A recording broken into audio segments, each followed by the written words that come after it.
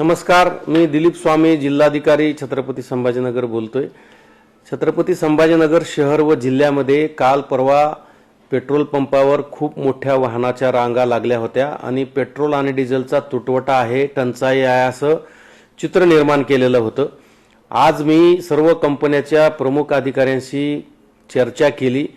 त्यानंतर असं लक्षात आलंय की डिझेल आणि पेट्रोलच्या साठ्यामध्ये कुठेही कमी झालेला नाहीये। येणारा फ्लो हा कंटिन्यू चालू आहे, कुठेही टंचाई नाही आहे। फक्त अफवा पसरवल्यामुळे लोकांनी पेट्रोल पंपावर गर्दी केली आणि अव्वाच्या सव्वा पेट्रोल भरून डिझेल भरून घेतल्यामुळे पेट्रोल पंपावरचा साठा संपलेला आहे।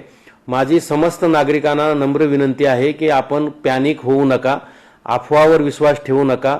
डिझेल आणि पेट्रोलचा साठा मुबलक आहे, सातत्याने तो येतो आहे।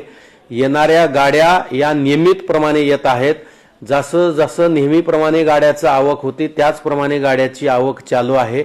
परंतु मोठ्या प्रमाणामध्ये लोकांनी गर्दी करून जास्तीचं पेट्रोल आणि डिझेल घेतल्यामुळे टंचाई सदृश्य परिस्थिती निर्माण होती आहे। तरी माझी नागरिकांना विनंती आहे, अफवावर विश्वास ठेवू नका। डिझेल आणि पेट्रोलची कुठलीही टंचाई नाही आहे, टंचाई होणार सुद्धा नाही आहे। कुठलेही भाव वाढण्याची चिन्ह नाही आहेत, लक्षणं नाही आहेत। परंतु काही लोकांनी जाणीवपूर्वक अफवा पसरवून लोकांना पॅनिक केलेला आहे। अशा लोकांचा आम्ही शोध घेतो आहोत ज्यांनी अफवा पसरवलेला आहे ते, आणि जे कोणी अफवा पसरवतील आणि लोकांना पॅनिक करतील त्यांच्यावर कायदेशीर कडक कारवाई केली जाणार आहे।